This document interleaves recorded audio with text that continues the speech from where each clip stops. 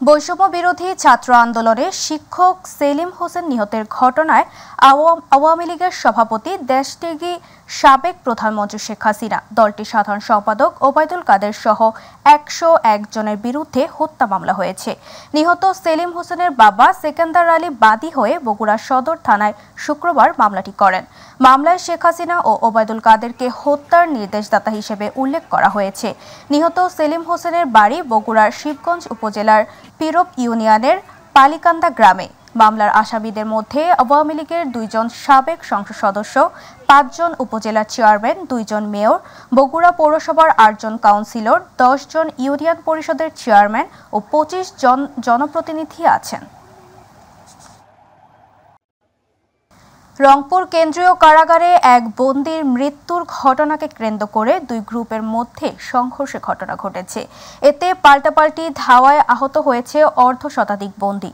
খবর পেয়ে সেনা ও র্যাব সদস্যরা এসে পরিস্থিতি নিয়ন্ত্রণে আনেন। কারাগার সূত্রে জানা যায়, রংপুর কেন্দ্রীয় কারাগারে আটক বাহারুল ইসলাম নামে এক বন্দী সকালে গুরুতর অসুস্থ হয়ে পড়েন। এ সময় রংপুর মেডিকেল কলেজ হাসপাতালে নিয়ে আসা হলে কর্তব্যরত চিকিৎসক তাকে মৃত ঘোষণা করেন। এ খবর কারাগারে ছড়িয়ে পড়লে বন্দীদের মধ্যে উত্তেজনা ছড়িয়ে পড়ে। কারা কর্তৃপক্ষের দায়িত্বহীনতা ও অবহেলায় ওই বন্দী মারা গেছেন বলে অভিযোগ তোলা হয়। এ সময় বন্দীদের মধ্যে ২ পক্ষে বিক্ষোভ ও ধাওয়া পাল্টা ধাওয়ার ঘটনা ঘটে। পরিস্থিতি নিয়ন্ত্রণে আনতে কারা পুলিশ ফাঁকা গুলি ছোড়ে। এতে আহত হন অর্ধশতাধিক কারাবন্দী। খবর পেয়ে জেলা প্রশাসক মোবাশ্বের হাসান কেন্দ্রীয় কারাগারে আসেন। এরপরে সেনাবাহিনীর উচ্চপদস্থ কর্মকর্তা, সেনা ও র্যাব সদস্যরা কারাগারে আসেন। এরপরে পরিস্থিতি নিয়ন্ত্রণে আসে।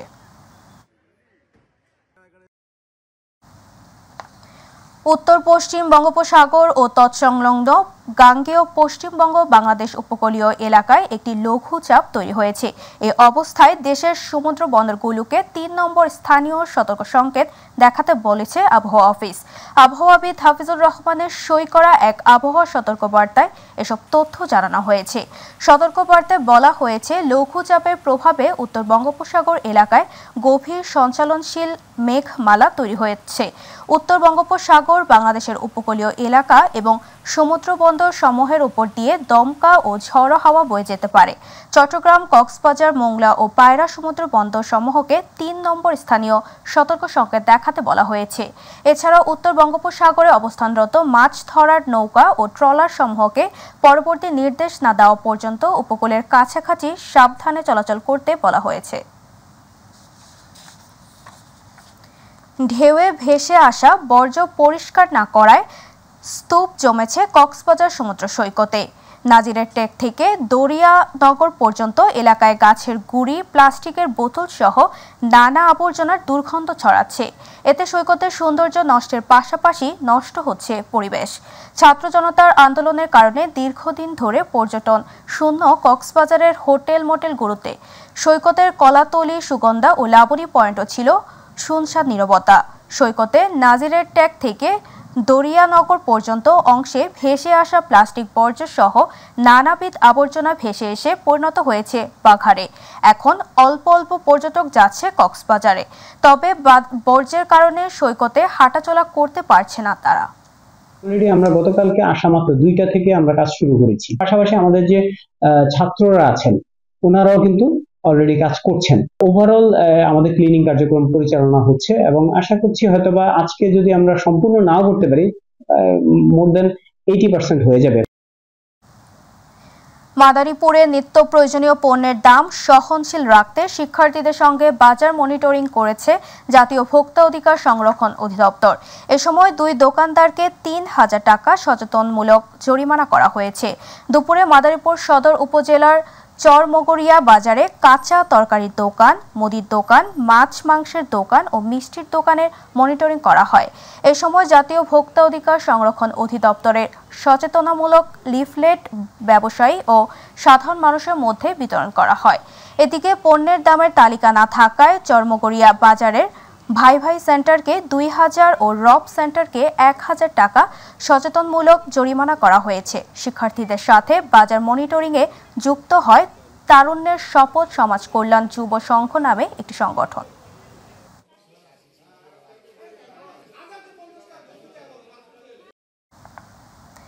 ফরিদপুরের ভাঙ্গায় দেওয়ালে দেওয়ালে নানা রঙের আলপনা আর দৃষ্টিনন্দন ক্যালিগ্রাফিতে বদলে গেছে সার্বিক চিত্র।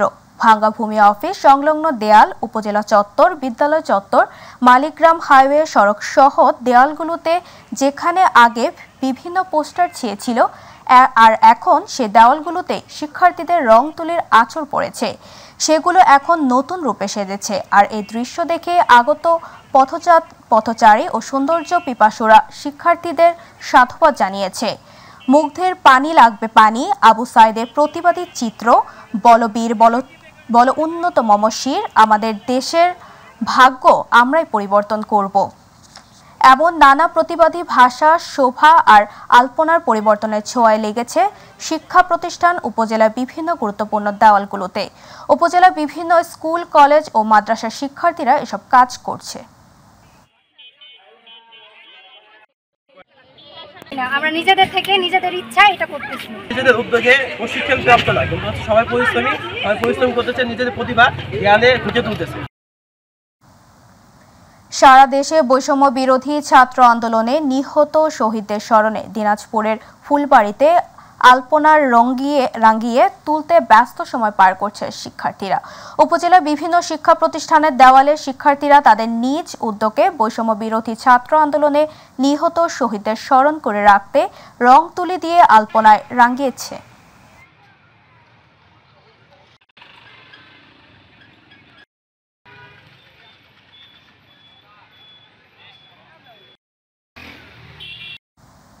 এবার Sharmin current centre Chattogram bulletin.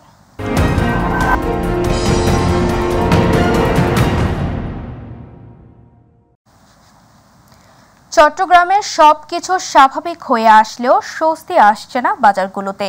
ফের ঝাঁজ বেড়েছে কাঁচামরিচের।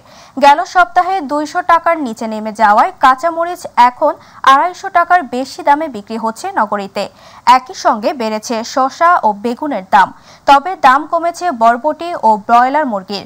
অপরিবর্তিত রয়েছে বাকি সব সবজি ও মাছ মাংসের দাম। নগরীতে আকার বেঁধে রুই 280 থেকে শুরু, কাতলা 340 থেকে 380 টাকা, আকার বেঁধে পাঙ্গাস 180 টাকা, 220 টাকা, তেলাপিয়া 200 টাকা, স্যালমন ফিশ 450, বাগদা চিংড়ি 800 টাকা, রূপচাঁদা জাত ও আকার বেঁধে 550 থেকে 700, পোয়া মাছ 250, পাবদা 400, সুরমা 350 থেকে 550 টাকায় বিক্রি হচ্ছে।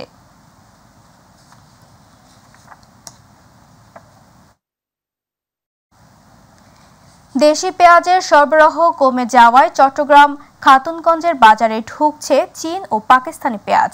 বড় আকারের এসব পেঁয়াজের চাহিদা কম, দামও ভারতীয় পেঁয়াজের চেয়ে কম। নগরীর ভোগ্যপণ্যের বড় পাইকারি বাজার খাতুনগঞ্জের পেঁয়াজের আড়তে দেশি পেঁয়াজের সরবরাহ নেই বললেই চলে। আমদানি করা ভারতের পেঁয়াজ পাইকারিতে বিক্রি হচ্ছে প্রতি কেজি 95 থেকে 97 টাকা। এর বিপরীতে পাকিস্তানি পেঁয়াজ বিক্রি হচ্ছে 80 টাকা, চীনা বড় পেঁয়াজ 60 টাকা। তবে দাম কম হওয়ায় এসব পেঁয়াজ খাবার হোটেলগুলোতে বেশি চলে। গৃহস্থদের পছন্দ দেশি বা ভারতীয় পেঁয়াজ।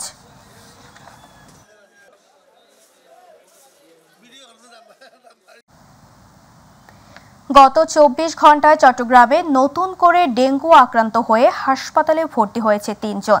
আক্রান্তদের মধ্যে একজন পুরুষ, একজন মহিলা এবং একজন শিশু। চট্টগ্রাম সিভিল সার্জন কার্যালয়ের তথ্য অনুযায়ী জানা গেছে, নতুন আক্রান্তদের মধ্যে চট্টগ্রাম মেডিকেল কলেজ হাসপাতালে ভর্তি হয়েছেন 2 জন এবং উপজেলা স্বাস্থ্য কমপ্লেক্সে ভর্তি হন 1 জন। এবছর চট্টগ্রাম নগরীতে ডেঙ্গু আক্রান্ত হয়েছেন 246 জন এবং উপজেলায় 239 জন। মোট আক্রান্তের সংখ্যা 485 জন। চলতি আগস্ট মাসে আক্রান্ত হয়েছেন 89 জন। এ পর্যন্ত মারা গেছে 4 জন। ডেঙ্গু থেকে বাঁচতে সবাইকে আরও সচেতন থাকার পরামর্শ দিয়েছেন চট্টগ্রাম সিভিল সার্জন ডাক্তার ইলিয়াস চৌধুরী।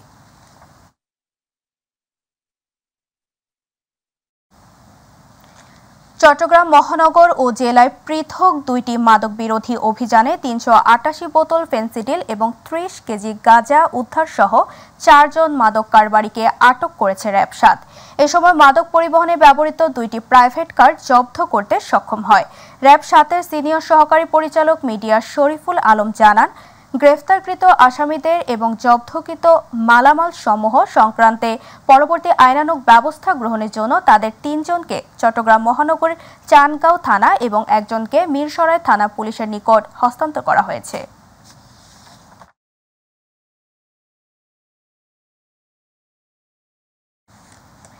চট্টগ্রামের মিরসরাইয়ে বিএনপি ও অঙ্গ সংগঠনের আয়োজনে বিএনপির চেয়ারপারসন বেগম খালেদা জিয়ার জন্মদিন উপলক্ষে আলোচনা সভা ও দোয়া মোনাজাত অনুষ্ঠিত হয়েছে। উপজেলা বিএনপির যুগ্ম আহ্বায়ক আজিজুর রহমান চৌধুরীর সভাপতিত্বে এবং ছাত্রনেতা আমিনুল হক সাদ্দাম ও মোহাম্মদ তারিফুল ইসলামের যৌথ সঞ্চালনায় প্রধান অতিথি ছিলেন চট্টগ্রাম উত্তর জেলা বিএনপির যুগ্ম আহ্বায়ক মোহাম্মদ নুরুল আমিন।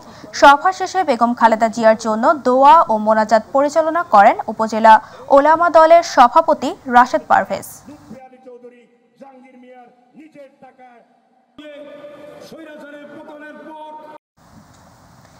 চট্টগ্রামের লৌহপাড়া উপজেলা বিএনপি অঙ্গ সহযোগী সংগঠনের যৌথ উদ্যোগে ছাত্র জনতার উপর নির্বিচারে গুলি করে হত্যার অভিযোগে সাবেক প্রধানমন্ত্রী শেখ হাসিনার বিচারের দাবিতে অবস্থান কর্মসূচি পালন করা হয়েছে।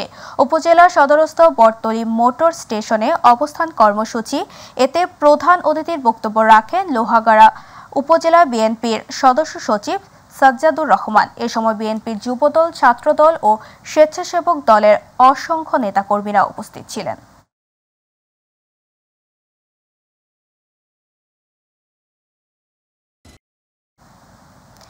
চট্টগ্রাম নগরীর কোতোয়ালি থানা আগুনে ভস্মীভূত পাশে সাজোয়া যান পুড়ে সাদা হয়ে যায়।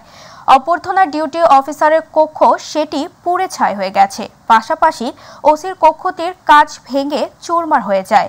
প্রাথমিকভাবে কোতোয়ালি থানার অবকাঠামোগত ক্ষয়ক্ষতি নির্ধারণ করা হয়েছে 1.5 কোটি টাকা। এদিকে কোতোয়ালি থানা সহ নগরের 8টি থানা ভবন ও 8টি পুলিশ ফাঁড়ির অবকাঠামোগত ক্ষয়ক্ষতি হয়েছে 21 কোটি টাকা। Chittagong metropolitan police commissioner Saiful Islam জানান, আমাদের ক্ষতিগ্রস্ত থানা ও পুলিশ ফাঁড়িতে গণপূর্ত অধিদপ্তরের প্রকৌশলীদের পাঠানো হয়েছে। সেখানে কোন কোন থানা ও ফাঁড়ির ব্যবহার করা যাবে সেটার মতামত চাওয়া হয়েছে। তবে বিকল্প ব্যবস্থায় সব থানার কার্যক্রম চলমান।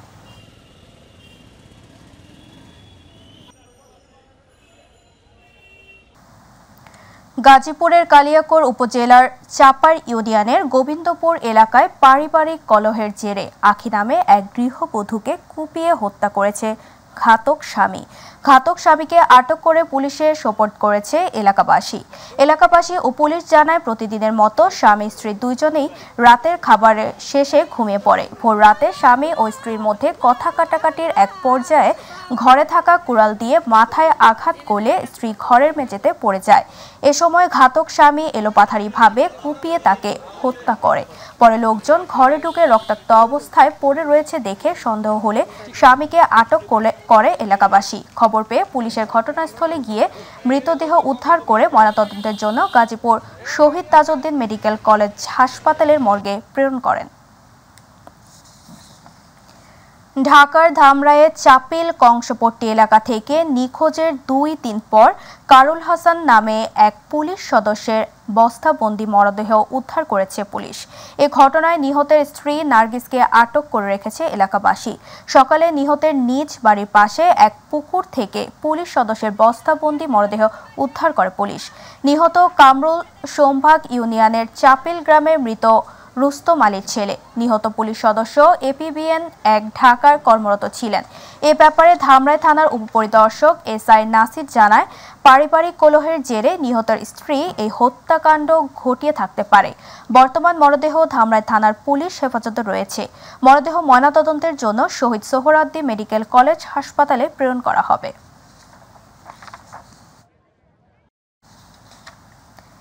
ব্রাহ্মণবাড়িয়ার সরাইলে যাত্রীবাহী বাস নিয়ন্ত্রণ হারিয়ে খাদে পড়ে এক নারী নিহত ও 15 জন আহত হয়েছে।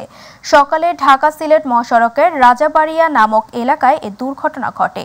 প্রত্যক্ষদর্শী ও স্থানীয়রা জানান, হবিগঞ্জের মাধবপুর থেকে ব্রাহ্মণবাড়িয়া আসার পথে দিগন্ত পরিবহনের একটি যাত্রীবাহী লোকাল বাস সরাইলের রাজাবাড়িয়া নামক এলাকার নিয়ন্ত্রণ হারিয়ে উল্টে সড়কের পাশের খাদে পড়ে যায়। এতে ঘটনাস্থলে এক নারী নিহত হয় এবং আহত হয় অন্তত 15 যাত্রী। খাটিহাতা হাইওয়ে থানা পুলিশের ভারপ্রাপ্ত কর্মকর্তা ওসি আশিস কুমার স্যানাল জানান, ঘটনাস্থল থেকে নিহতের মরদেহ উদ্ধার করা হয়েছে।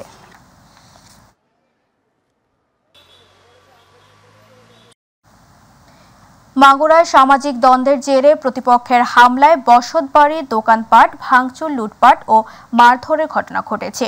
মাগুরা সদর উপজেলার গোপালগ্রাম ইউনিয়নে অন্তত 5টি গ্রামে এমন ঘটনা ঘটে।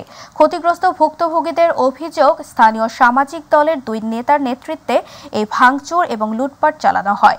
এদিকে গোপালগ্রাম ইউনিয়ন পরিষদের চেয়ারম্যান নাসিরুল ইসলাম মিলন জানান, রাজনৈতিক কোনো সম্পর্ক নেই, তবে ঘটনার সাথে সংশ্লিষ্টদের বিচার দাবি করেন তিনি।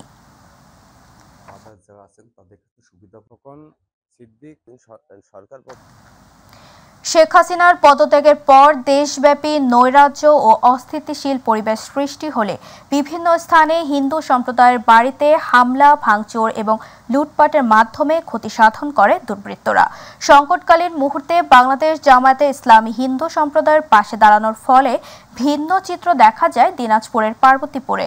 একাধিক দল গঠনের মাধ্যমে বাড়ি বাড়ি গিয়ে মতবিনিময়ের পাশাপাশি রাত জেগে বসতবাড়ি ও ধর্মীয় উপাসনালয় পাহারা দেওয়ার মাধ্যমে তাদের নিরাপত্তা নিশ্চিত করেন সংগঠনের স্থানীয় নেতাকর্মীরা। বিপদে পাশে থাকায় জামায়াতে ইসলামের প্রতি কৃতজ্ঞতা জানিয়েছে এলাকাবাসী। জনগণের কল্যাণে কাজ করে যাওয়ার কথা জানিয়েছেন মনমতপুর ইউনিয়নের সভাপতি তৌহিদুজ্জামান। এই যে জামাতের ঘর আইসেছে, সাহস দিয়ে যাচ্ছে।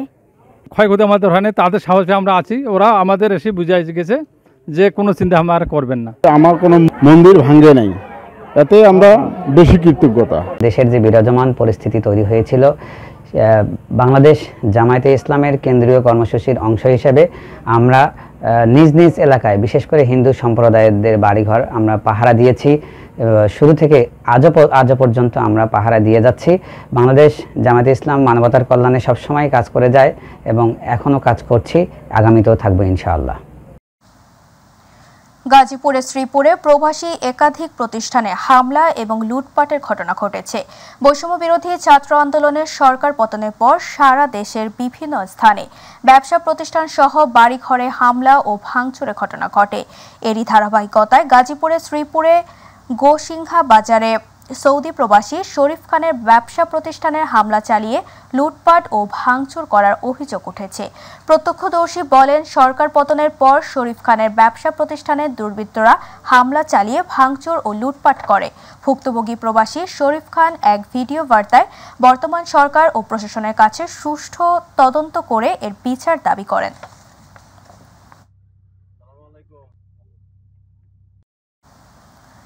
স্বৈরাচার শেখ হাসিনা সরকারের গণহত্যা ও তাদের বিচার দাবিতে কুষ্টিয়ার মিরপুরে সমাবেশ ও অবস্থান কর্মসূচি পালন করেছে বিএনপি।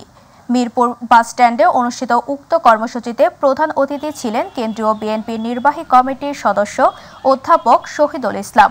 মিরপুর উপজেলা বিএনপির আয়োজনে অনুষ্ঠিত সমাবেশে উপজেলা বিএনপির সাধারণ সম্পাদক রহমত আলী রাব্বান সহ বিএনপি ও অঙ্গ সংগঠনের বিভিন্ন পর্যায়ের হাজার হাজার নেতাকর্মী অংশগ্রহণ করেন।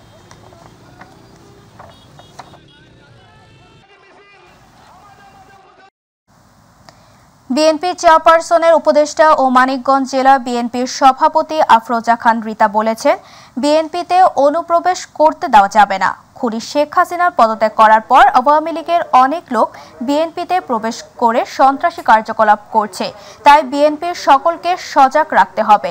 তিনি বৈষম্য বিরোধী ছাত্র আন্দোলনের সাটুরিয়া কৃতি সন্তান আফিকুল ইসলাম 5 আগস্ট ধামরাই পুলিশের গুলিতে আহত হয়ে চিকিৎসাধীন অবস্থায় 8 আগস্ট শহীদ হন। সাদের মাগফিরাত কামনায় দুপুরে সাটুরিয়া দরগ্রাম ঈদগাহ মাঠে আলোচনা সভায় এসব কথা বলেন।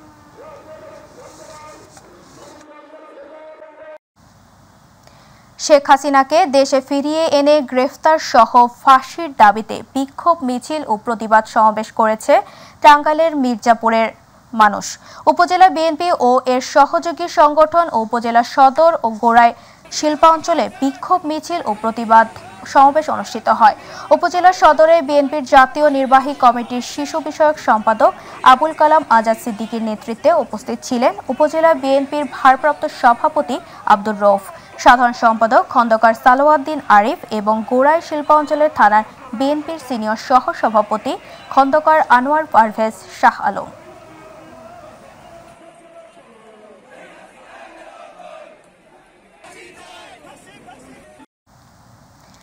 শেখ হাসিনার বিচারের দাবিতে কক্সবাজার জেলা বিএনপি ও অঙ্গ সংগঠনের অবস্থান কর্মসূচি পালিত হয়েছে। দুপুরে জেলা বিএনপির কার্যালয়ে জেলা বিএনপির সভাপতি সাবেক এমপি শাহজাহান চৌধুরীর সভাপতিত্বে অনুষ্ঠিত অবস্থান কর্মসূচিতে প্রধান অতিথি দলের মৎস্যজীবী বিষয়ক সম্পাদক সাবেক এমপি লুৎফুর রহমান কাজল। এ সময় জেলা বিএনপির সাধারণ সম্পাদক শামিমারা স্বপ্না, সহসভাপতি সাবেক এমপি নুরুল বশর চৌধুরী, বিএনপি নেতা রফিকুল হুদা চৌধুরী, রাশেদ মোহাম্মদ আলী, আব্দুল মাহবুব ও মোক্তার আহমদ বক্তব্য রাখেন।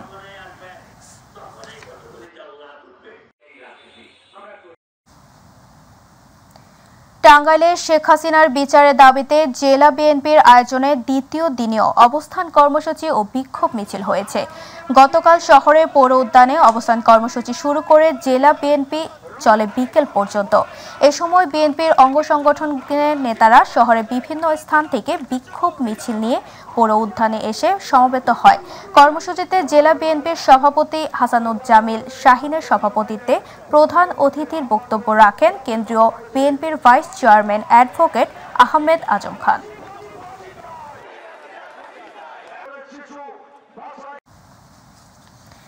ছাত্র জনতার উপর গুলি চালিয়ে গণহত্যাকারী হাসিনা সহ তার দোসরদের বিচারের দাবিতে হবিগঞ্জের মাধবপুরে বিএনপির অবস্থান কর্মসূচি ও প্রতিবাদ সভা অনুষ্ঠিত হয়েছে। মাধবপুর পৌর শহরের উপজেলা বিএনপির সভাপতি শামসুল ইসলাম কামালের সভাপতিত্বে সভায় বক্তব্য রাখেন উপজেলা বিএনপির সাধারণ সম্পাদক হামিদুর রহমান, পৌর বিএনপির সাবেক সভাপতি আব্দুল আজিজ, পৌর বিএনপির সাধারণ সম্পাদক আলাউদ্দিন আল রনি সহ অনেকে।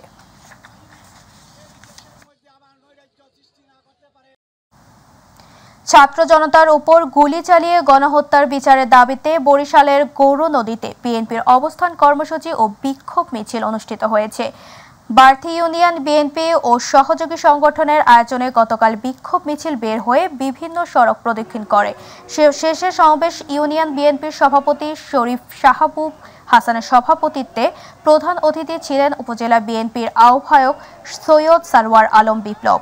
প্রধান বক্তা ছিলেন জেলা বিএনপির সদস্য রফিকুল ইসলাম কাজল সহ অন্যান্য নেতৃবৃন্দ।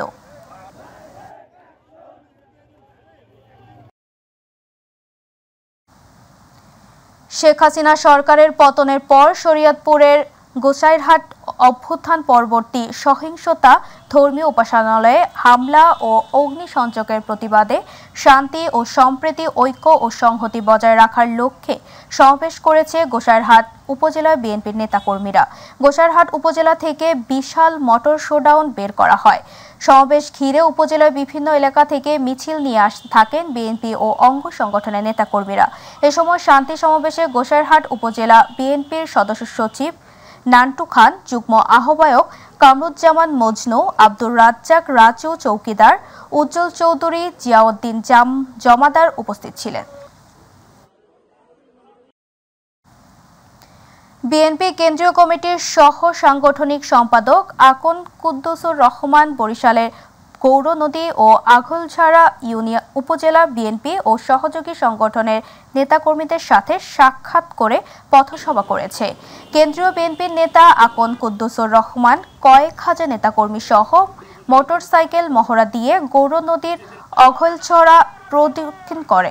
এ সময় জেলা বিএনপির সদস্য আফজাল হোসেন, আবুল হোসেন লান্টু, জহিরুল ইসলাম জহির, জেলা যুবদলের আহ্বায়ক গোলাম মোর্শেদ মাসুদ উপস্থিত ছিলেন।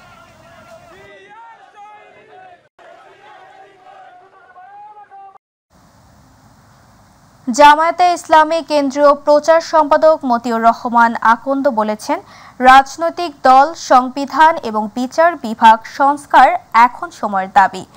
বর্তমান সরকারকে নির্বাচন ব্যবস্থা বাতিল করে নতুন পদ্ধতিতে দ্রুত জাতীয় নির্বাচন দিতে হবে। এটা শুধু জামায়াতের বক্তব্য নয়, দেশের সাধারণ মানুষের প্রাণের দাবি। শুক্রবার দুপুরে ময়মনসিংহ প্রেস ক্লাব মিলনায়তনে জামায়াতের ইসলামীর উদ্যোগে ময়মনসিংহে কর্মরত প্রিন্ট এবং ইলেকট্রনিক মিডিয়ার সাংবাদিকদের সাথে মতবিনিময় সভায় তিনি এসব কথা বলেন।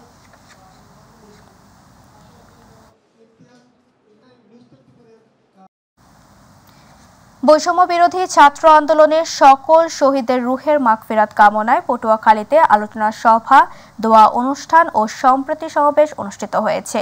পৌর শহরের ঝাউতলায় একতার বাংলাদেশের ব্যানারে এই কর্মসূচি পালিত হয়। বৈষম্য বিরোধী ছাত্র আন্দোলনের প্রতিনিধি তানফিরের সভাপতিত্বে প্রধান অতিথি ছিলেন জেলা যুবদলের সভাপতি মনিরুল ইসলাম লিটন। প্রধান বক্তা ছিলেন বরিশাল বিভাগীয় ছাত্র শিবিরের সাবেক সভাপতি আল নাহিয়ান। বিশেষ বক্তা ছিলেন জেলা ছাত্রদলের সভাপতি মেহেদী হাসান শামীম।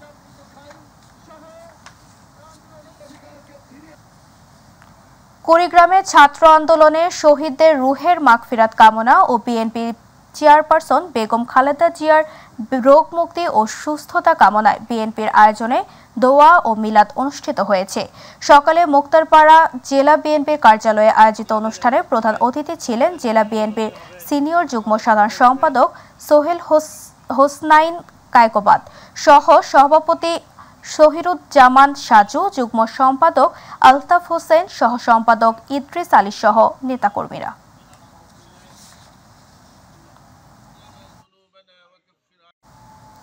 সিরাজগঞ্জের শাহজাদপুরের বিএনপি চেয়ারপারসন বেগম খালেদা জিয়ার জন্মদিন উপলক্ষে মিলাদ ও দোয়া মাহফিল অনুষ্ঠিত হয়েছে। বাদজুমা উপজেলা বিএনপির আয়োজনে দলীয় কার্যালয়ের সাবেক প্রধানমন্ত্রী ও বিএনপির চেয়ারপারসন বেগম খালেদা জিয়ার জন্মদিন উপলক্ষে রোগ মুক্তির কামনা করে এই মিলাদ ও দোয়া মাহফিল অনুষ্ঠিত হয়। এই দোয়া মাহফিলে উপস্থিত ছিলেন উপজেলা বিএনপির সিনিয়র সহ সভাপতি আব্দুল জব্বার, সাধারণ সম্পাদক আরিফুজ্জামান আরিফ, পৌর বিএনপির সভাপতি এমদাদুল হক নওশাদ।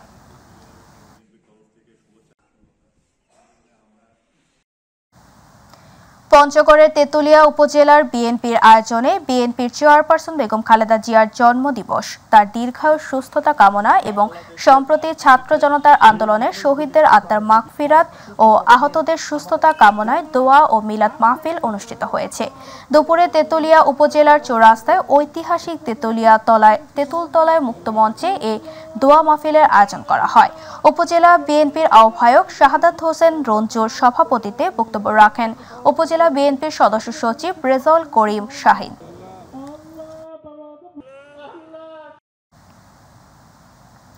বিএনপি চেয়ারপারসন বেগম খালেদা জিয়ার জন্মদিন উপলক্ষে বরিশালে দোয়া মোনাজাত অনুষ্ঠিত হয়েছে।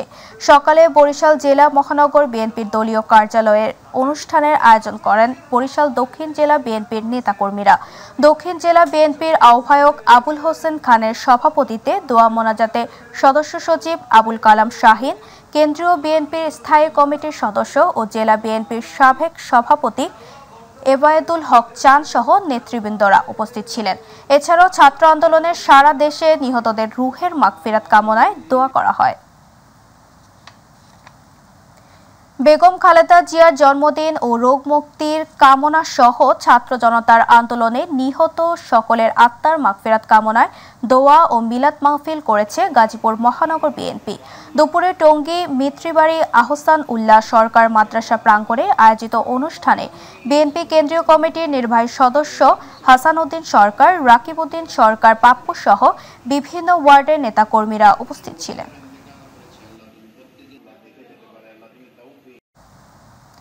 নড়াইল ও লৌহাপাড়ার সন্ত্রাস ও নৈরাজ্যের প্রতিবাদে কেন্দ্রীয় কর্মসূচির অংশ হিসেবে লৌহাগড়া বিএনপি ও তার অঙ্গ সংগঠনের হাজার হাজার নেতাকর্মী উপস্থিতিতে অবস্থান কর্মসূচি ও মিছিল অনুষ্ঠিত হয়েছে। বিভিন্ন ইউনিয়ন থেকে মিছিল এসে লোহাগড়া উপজেলার প্রধান সড়ক প্রদক্ষিণ শেষে সমাবেশে বক্তব্য রাখেন বিএনপির নেতা সাবেক মেজর মঞ্জুরুল ইসলাম প্রিন্স, জেলা বিএনপির নেতা টিপু সুলতান, ফেরদৌস, শাহিন মাহমুদ।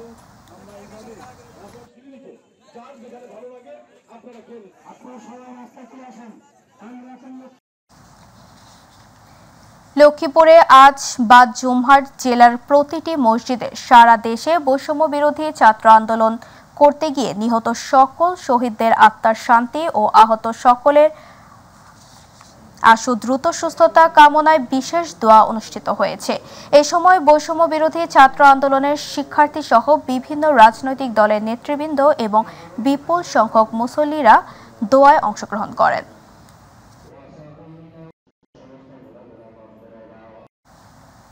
স্বাধীনতার 53 বছর পরেও বাংলাদেশের মাটিতে যে বাক স্বাধীনতা হরণ করা হয়েছিল তা আজ ছাত্র জনতা বাংলার মানুষকে একজন স্বৈরশাসক প্রধানমন্ত্রী শেখ হাসিনাকে হটিয়ে দ্বিতীয়বারের মতো বাংলাদেশকে স্বাধীন ঘোষণা করেছে।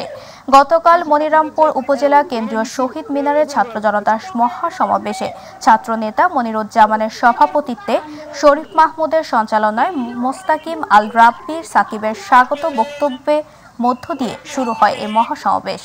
আন্দোলনের শহীদ হওয়া বীর শহীদদের জন্য 1 মিনিট নীরবতা পালন করা হয়। এরপর প্রতিবাদী সঙ্গীত প্রদান করেন মনিরামপুর শিল্পী গোষ্ঠীর শিল্পীরা।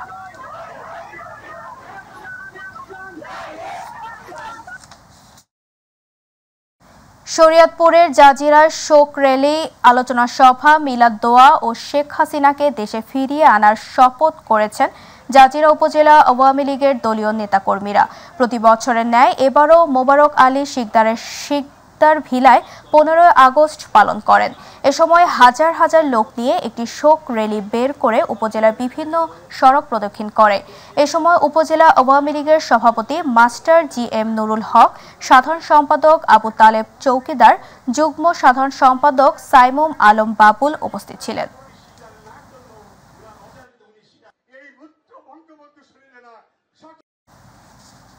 কক্সবাজার টেকনাফের বাহারছড়া ইউনিয়নের নোয়াখালী এলাকার কোনারপাড়ায় বিদ্যুৎস্পৃষ্ট হয়ে এক বন্য হাতির মৃত্যু হয়েছে। খবর পেয়ে হাতিটি এক নজরে দেখতে হাজারো লোক ভিড় করেছে বলে জানা গেছে। মৃত্যুর কারণ জানতে হাতিটি ময়নাতদন্ত করা হবে বলে জানান বন বিভাগ।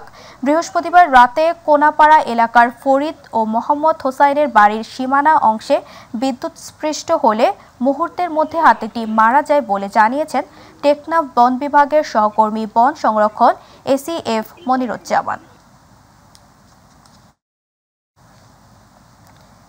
দিনাজপুরের বড়পুকুরিয়া কয়লা খনিতে আউটসোর্সিং এর মাধ্যমে অস্থায়ীভাবে নিয়োগপ্রাপ্তদের স্থায়ীকরণের দাবিতে সংবাদ সম্মেলন অনুষ্ঠিত হয়েছে। সকালে দিনাজপুর প্রেস ক্লাবের সংবাদ সম্মেলন কক্ষে এই সংবাদ সম্মেলন অনুষ্ঠিত হয়। সংবাদ সম্মেলনে উল্লেখ করা হয়, কয়লা খনিতে গেল 2022 এবং 2023 সালে 87 জন শ্রমিককে আউটসোর্সিং এর ভিত্তিতে অস্থায়ীভাবে নিয়োগ দেওয়া হয়। নিয়োগ পাওয়ার পর থেকে ন্যায় ও নিষ্ঠার সাথে কাজ করা এসব কর্মী দীর্ঘদিন যাবৎ কাজ করলেও তাদের চাকরির স্থায়ী না হওয়ায় ক্ষোভ প্রকাশ করেছেন তারা। সংবাদ সম্মেলনে লিখিত বক্তব্য পাঠ করেন আউটসোর্সিং এর মাধ্যমে নিয়োগপ্রাপ্ত কর্মী সোহেল রানা।